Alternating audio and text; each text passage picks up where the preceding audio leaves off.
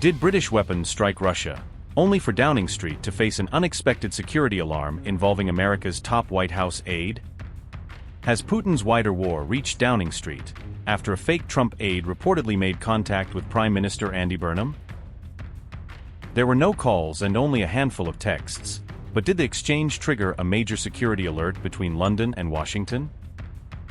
Has Britain's Ukraine gamble now collided with a mystery impersonation case, putting fresh pressure on No.10's communication security? Is Trump facing embarrassment after Susie Wiles' phone contacts again became the center of scrutiny in a new impersonation episode? Andy Burnham reportedly exchanged messages with a fake Trump aide before recognizing that something about the contact appeared to be wrong. The UK Prime Minister messaged someone posing as Susie Wiles, according to Politico, before becoming suspicious that the supposed White House contact was not genuine.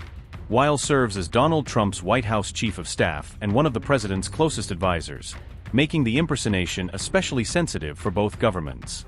The exchange reportedly took place after Burnham entered Downing Street as Prime Minister, although the exact timing and details of the messages remain unclear. Only a few messages were exchanged before Burnham became suspicious of the contact, limiting the potential exposure of sensitive government information. The exact date and content of the messages have not been disclosed by British officials, who have declined to discuss the matter on national security grounds.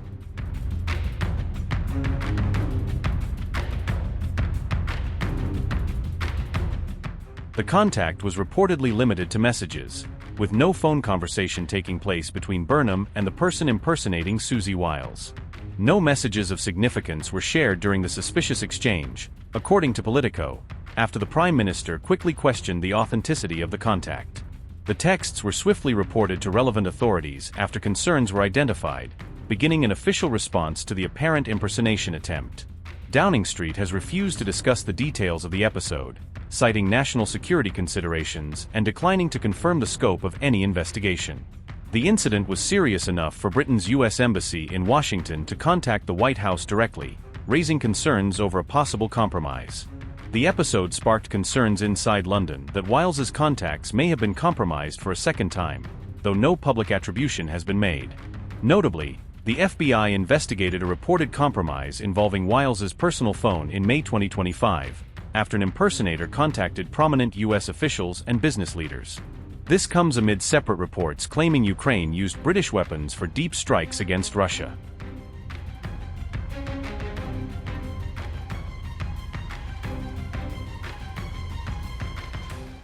Ukraine has been deploying British-made drones in sustained long-range strike operations deep inside Russian territory for the past 6 months, according to multiple defense and media reports. British drones have now been confirmed in Ukrainian attacks far beyond the front lines, with the Sunday Times reporting their repeated use in high-value missions targeting critical Russian infrastructure. Among the systems employed is the BAE Systems No.10, a jet-powered attack drone capable of high-speed precision strikes against hardened targets deep within enemy territory.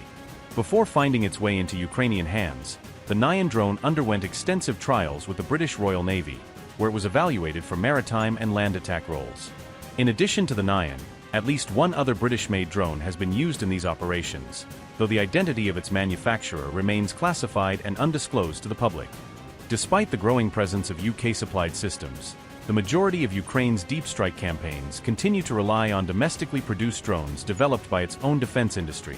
A senior Ukrainian military source has stated that British drones have achieved significant operational success, particularly in evading Russian air defenses and striking high-priority targets.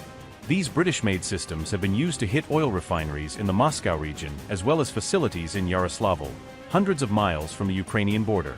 Further strikes have also targeted an oil refinery in Volgograd, demonstrating the extended range and strategic reach now possible with Western-supplied drone technology. The reported use of British drones in these deep penetration missions marks a major shift in their role, transforming them from support assets into central instruments of Ukraine's long-range war strategy.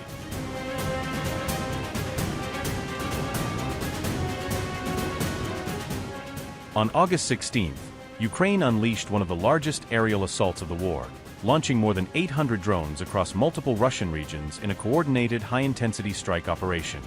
Russian authorities claimed their air defenses successfully intercepted and destroyed a total of 822 Ukrainian drones during the massive overnight barrage that stretched across several time zones. According to Moscow, approximately 600 of the drones launched by Ukraine were directed toward the capital region, overwhelming air defense systems around Moscow in an unprecedented saturation attack. The widespread drone offensive reportedly resulted in at least 6 fatalities across Russian territory, marking one of the deadliest single-day tolls from Ukrainian aerial strikes during the conflict. While Russian officials have provided figures on intercepted drones, Moscow has not independently confirmed the total number of unmanned aerial vehicles Ukraine deployed in the large-scale assault. In Podolsk, an 83-year-old man was killed when a wild berries logistics warehouse was struck by drone debris, highlighting the civilian impact of the expanding aerial campaign. Several additional people were injured in the Moscow region following reported drone impacts, with emergency services responding to multiple crash sites and fire incidents throughout the night. Ukraine's massive drone barrage targeted not only Moscow but also struck facilities and infrastructure in several other Russian regions during the coordinated overnight operation. The Russian Defense Ministry stated that hundreds of drones were shot down or otherwise neutralized during the attack, though independent verification of interception rates remains unavailable. At least 3 people were injured in separate missile and drone attacks on Kyiv, as Russia launched retaliatory strikes even while facing the massive Ukrainian drone offensive.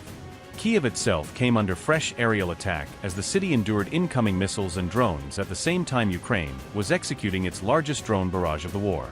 This latest assault ranks among the biggest drone attacks launched by Kyiv since the invasion began, signaling a major escalation in Ukraine's long-range strike capabilities and operational tempo.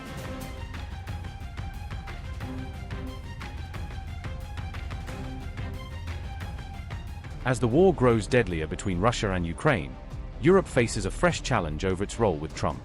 Europe is reportedly worried that Trump could negotiate directly with Putin without giving European allies a seat at the table.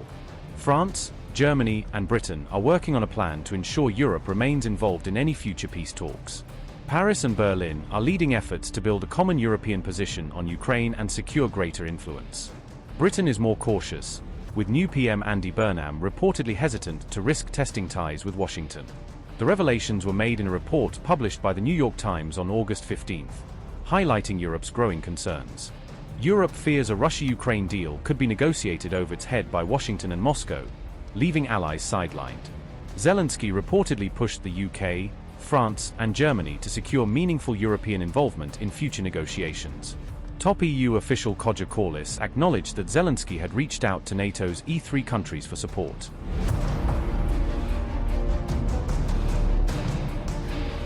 However, European officials allege Putin has shown little indication that he is ready to enter serious peace talks. Moscow has insisted that control of Donbass remains a key condition for any potential settlement with Kiev. Europe has reportedly tried to reopen communication channels with Russia at Zelensky's request, seeking a diplomatic opening. But Russia was dismissive, claiming Europe was pushing Ukraine to continue the war instead of pursuing negotiations. Europe also fears Putin could use direct talks with Trump to drive a deeper wedge through NATO unity. Poland, Italy, and the Nordic states are also seeking a voice in any future negotiations over Ukraine's war. Upgrade your news experience with the all-new HD app. Download now.